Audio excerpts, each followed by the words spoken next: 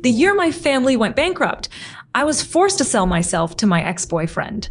Everyone thought Gideon and I would rekindle our romance. Until the maid handed me a servant's uniform. Gideon sat on the sofa with his legs crossed, looking down at me with superiority. "Sophia, don't you want to pay off your family's debts? Put this on and stay here for 3 years, and I'll help you." Over those 3 years, I witnessed his tumultuous relationships with a dozen ex-girlfriends. Every ex who broke up with him found ways to torture me, slapping me, throwing acid on me.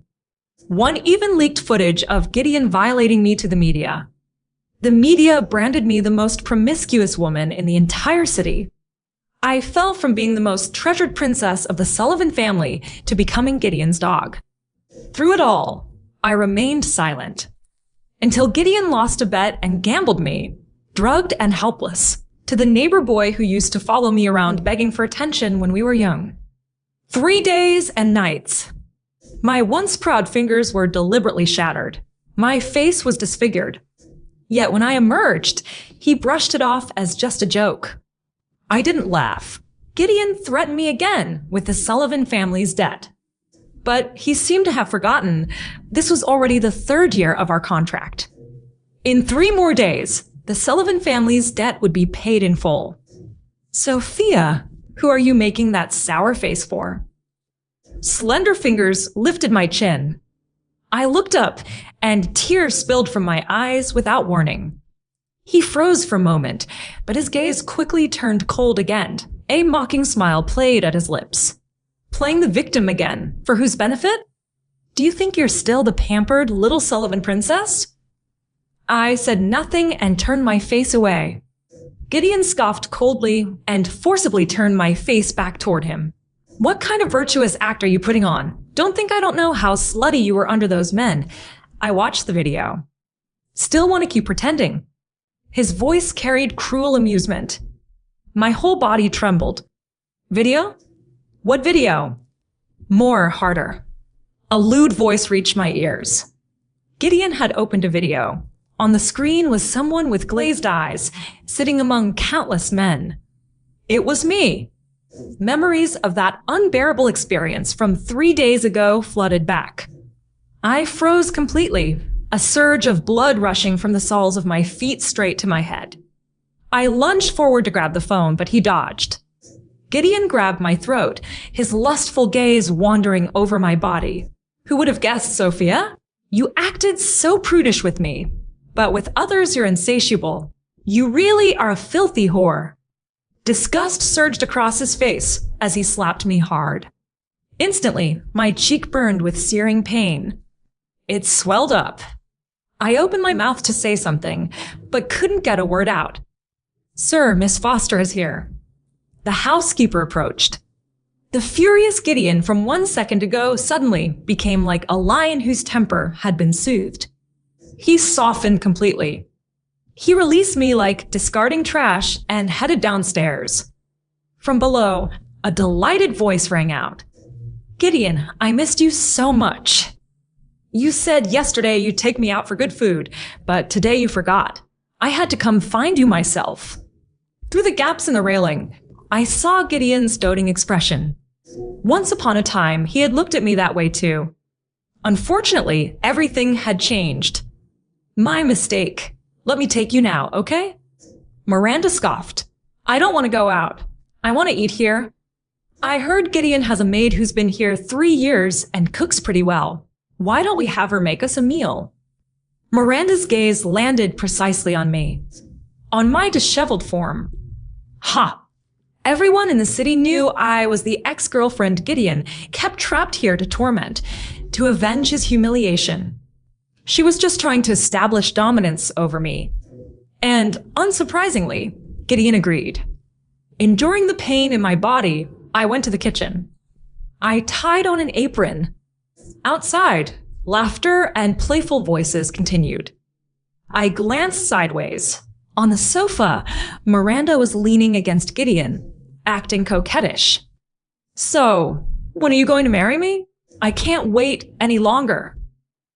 Unlike Gideon's previous girlfriends, Miranda was the mayor's only daughter, and among all the girlfriends Gideon had dated, she'd lasted the longest. When do you want? I don't care. I can't wait anymore. All right. I'll bring gifts to your house tomorrow to propose. How's that? That's more like it. At those words, my heart constricted and the sharp knife accidentally cut my skin. Blood immediately welled up. A sharp pain. I put my injured hand under running water. I didn't pull it back until the pain gradually faded. After preparing breakfast, I started to leave. Stop. A voice called me back. Miranda's lips curved into a smile. Bring the food to me. I glanced at Gideon, nodded, and walked over. I placed the food in front of her. She took a bite, then suddenly knocked over the bowl of mushroom soup. Instantly, scalding soup spilled all over the back of my hand. She flew into a rage. It's so hot. Are you trying to burn me? Try it yourself and see if it's edible. A conspicuous red mark appeared on the back of my hand. My blood pressure shot up. I rushed into the kitchen. But before the water could run, I was called back. Did I say you could leave? Come back! My hand on the faucet froze. I bit my lip, but ultimately returned. The soup was just cooked, Miss Foster. So you're blaming me now? She glared coldly, arrogant and domineering. The way she looked at me was like looking at a speck of dust. Contemptuous, disdainful. I bit my lip. No. Then hurry up and apologize to me. I'm sorry. 3 years as a maid had worn away my former spirit. I didn't hesitate. But she still wouldn't let it go. She scoffed. A casual sorry can cover up your mistake. Tell you what, kneel down and eat all the mushrooms off the floor clean, and I'll forgive you.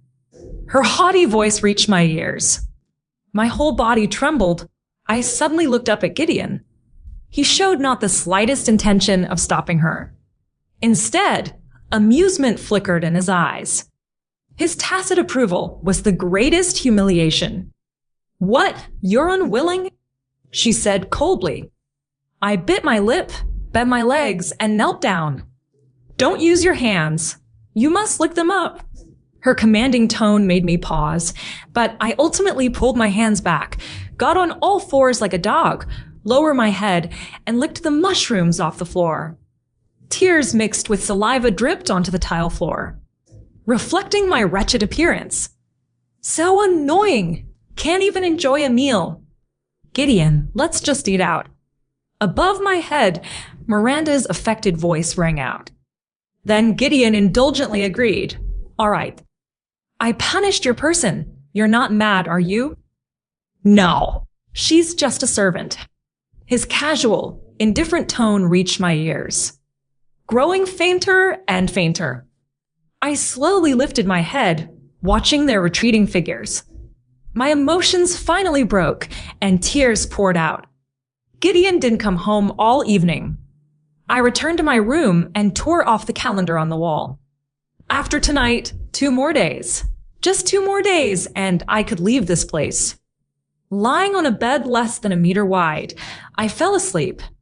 In the middle of the night, a disturbance woke me. I opened my eyes. A dark figure was straddling me, clawing at my clothes. I screamed and instinctively pushed him away, running for the door. But I discovered the door was locked. In the cramped space, I had nowhere to escape. In my panic, I hit the light switch. The room brightened. And I finally saw the face of the person before me. Seth. So you found me out. He advanced on me step by step, his eyes filled with pathological madness. Past experiences replayed vividly, like a dull knife scraping across my heart. I frantically pounded on the door for help, but received no response. Seth didn't seem in a hurry either. He said leisurely, I'd advise you not to waste your energy. I sent everyone away. Your Gideon is out on a sweet date with the mayor's daughter right now. What do you want? I force myself to stay calm. What do I want? He suddenly grabbed me and threw me onto the bed. The forceful impact made me unable to dodge. My head slammed hard against the wooden bed frame. Dizziness. My clothes were torn to shreds. Without any foreplay or preparation, he violently forced his way in. Tearing pain struck. Along with a crazed, satisfied smile on his face, tears of agony streamed from my eyes. His expression twisted. I've liked you for so many years. Why wouldn't you even look at me? How is it? Aren't I so much better than Gideon? At least I haven't dated as many girlfriends as him.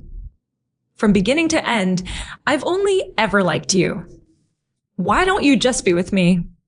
His eyes were bloodshot, frighteningly insane.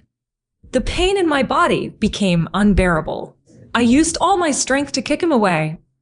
I rushed to grab my phone from the table. My first instinct was to call Gideon. Seth didn't seem in a hurry to stop me. He pulled me back again.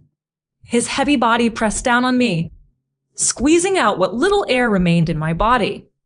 I could barely breathe. At the same time, the mechanical voice announcing no answer came through the phone.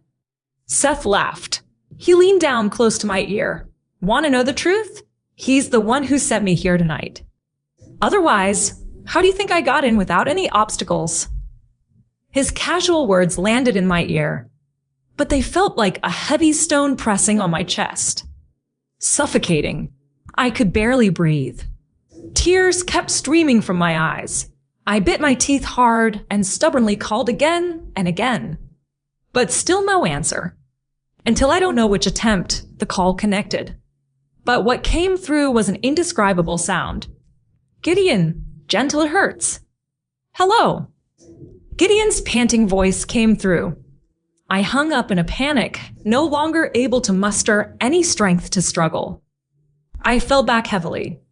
I covered my eyes, already blurred with tears, letting the pain roam freely over my body, penetrating my entire being.